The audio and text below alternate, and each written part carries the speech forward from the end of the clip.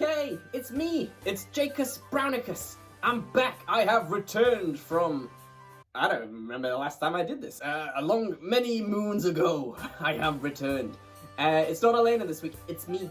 Hi, how's it going? Did you miss me? Did you miss this? Is it still weird? Maybe, I don't know. Anyway, we're talking all about crazy stories, and we've had a few. It's gotta be said. We've had a talking donkey, which, you know what? Outside of Shrek, pretty weird. We've also had a story all about a man called Ehud who gave an super powerful hug, so powerful that it made the king go in a very deep sleep. How he got away with it, how he got away with doing the super hug, I don't know. I don't want that kind of hug. I don't want the hug that makes me go for super long naps. No siree. Crazy story, but true, eh? We had a god-off with Elijah versus Baal, which was pretty intense. Like, fire came down from heaven and set altars on fire. Pretty crazy, right? So it got me thinking. I was trying to think, what's my crazy story, eh? Well, I did tell you one time of the time I got robbed while I was in the house. That was pretty intense, pretty wild, and bit spoopy, bit spoopy times. And so, but I'll not be telling the story. Just go watch the video from like eons ago. Like, you'll see it and it'll put a smile on your face. But I'll tell you, like, just weird stuff happens to me. But I'll tell you one crazy thing that I was born with. Right, I was born with a missing bone. No way. What happened? I was born with a missing bone in my ankle. And so that meant when I was little, when I was running around and like doing all the cool kid stuff, my ankle would just fall over sometimes, and then I would fall over, and the kids would be like, "Oh, he fell over nothing, what a numpty." And the parents would be like, "Something's wrong with that boy, we gotta fix him, someone ain't right, well, kids don't be falling over for nothing." And so I had to go to the hospital, and the hospital was like, "We don't know." Then I went to another hospital. First time I went, they were like, "Oh, you have a missing bone, we should probably fix that." You think? So they put a bit of my hip, cut it off, put it in my leg, and there we go. Now I can run and do all the cool things. They put 3 metal bolts in the back of my Achilles. Really gross, but kinda cool at the same time. I'm a little bit of a robot now, but don't tell anybody. Pretty weird, crazy, but true. Now, I get to tell you a cool story today. I got asked, "Hey Jake, can you tell us a crazy story from the Bible?" I was like, would I? Yes, I love telling the crazy stories because that's crazy but true. And it's so hard to believe you're gonna send me a message and be like, "Jake, are you sure this is true? I don't know if this is true." Well, it is. Kid with the high-pitched voice, that's right, I'm talking to you. Probably talking to all of you, actually, thinking about it, because most kids have high-pitched voices. But anyway, jokes aside, get back on track. Let's focus up on this. I want to tell you a story all about a man called Lazarus. Now, Lazarus was good friends with Jesus. He was an old school friend, like one of those that's like he knew from way back in the day. He got some really bad news.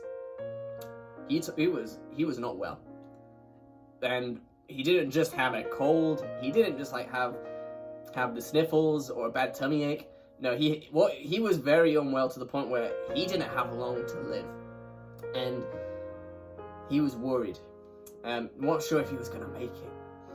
And Mary and Martha decided, you know what we should do? We should go find our old friend Jesus. Because he's the miracle man. He's the way maker. He's the guy that can fix any problem that we get. He is the modern day Superman. If anyone could help Lazarus, it's him. So they go on an epic quest. They go and they head on off to try and find Jesus. But as they're trying to find him, Lazarus dies, which is really, really sad. And by the time they find Jesus, they say, "Jesus, we got some awful news. Lazarus has died." And so he goes, but this is the thing, right? he gets there 2 days late. 2 days late. Jesus, this is a good friend of yours. You're 2 days late. That's not good. You've missed the funeral. The tomb has already gone. Like, Lazarus has been buried now. Like, that's the worst possible thing, right? Jesus being late. In a time where Lazarus, Mary, and Martha, they needed Jesus the most, he turns up late. Like, that's like Superman rocking up at the worst possible time. Like, ooh, hang on a second. Just got a message. Like, just hang on 1 second.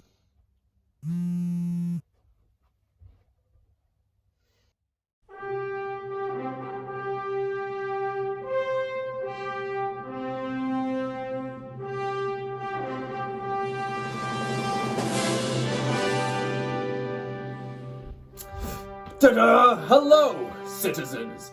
I am Dr. Brains. I am the man who can save the day. And I've heard that there's been some crimes going off in Scunthorpe. And so have no fear, Dr. Brains is here. Away!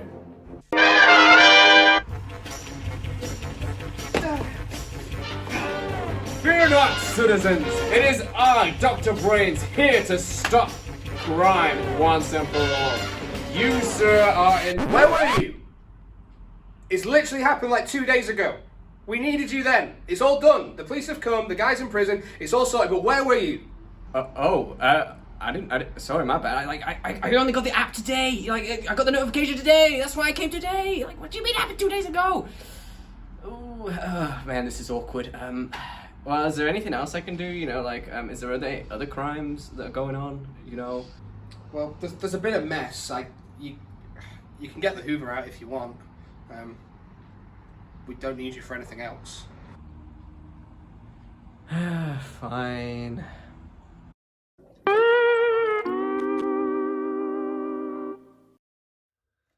Oof, oh gosh, well, that was a bit of a disaster. Yeah, that didn't go so well. I thought I'd be on time. I didn't know he was gonna be late. Like, yo, Sam was a little mad, right? That I didn't make it. I didn't save the day, you know? But you know what? Maybe, I think that's, Martha was exactly the same, you know? She was mad. She was mad at Jesus. Like, her brother just died. Her brother had just passed away. And Jesus was late. He didn't even make it to the funeral. She's so angry at Jesus. She starts saying things like, if you were here, none of this would have happened. If you were here, this would have changed. Everything would have been different. And I get that, right? Sometimes it can feel like God is not with us. Sometimes it can feel like God is late to the party. When we need Jesus the most, sometimes it just feels like he doesn't show up. Or worse, he shows up late. Because then it's like, Jesus, where were you when I needed you? Where were you back then when I was crying out for help? When we needed you to do the impossible? Where were you? I get it. I get how Martha feels, right? I don't know, maybe you get how she feels. Like, of having those moments where you really needed someone to help you, to be there in your time of need. But you know, Jesus cared. Like, the Bible says, actually, Jesus cared so much that he cried. He actually cried at the thought of Lazarus' death.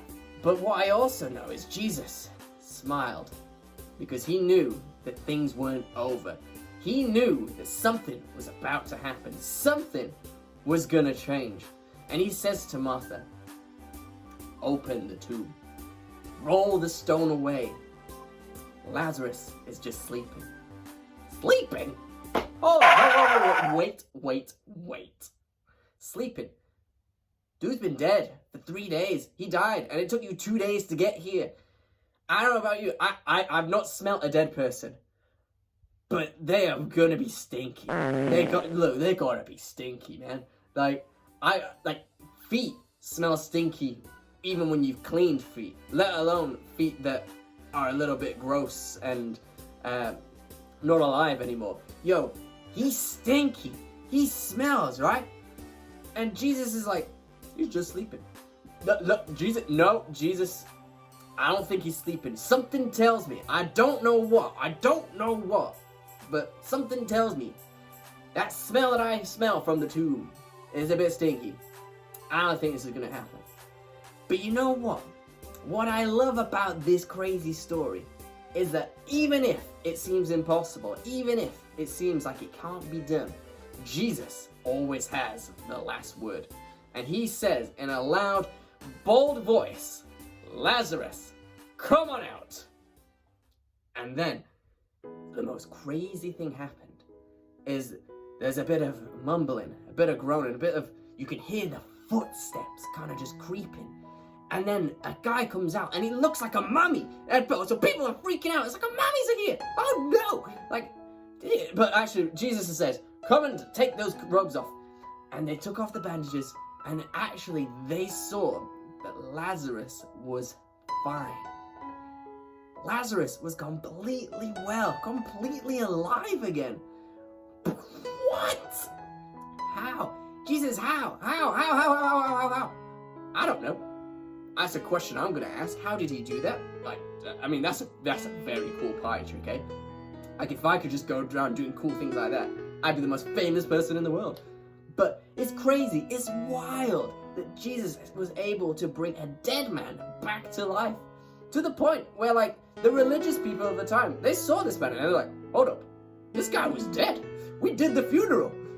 He's just walking around. This is, like, they were so concerned with it that they thought, you know what, this is a problem. We need to kill this man because that's not normal. That's a bit weird. And hands up, yeah, that is pretty weird, eh? Wild story, eh?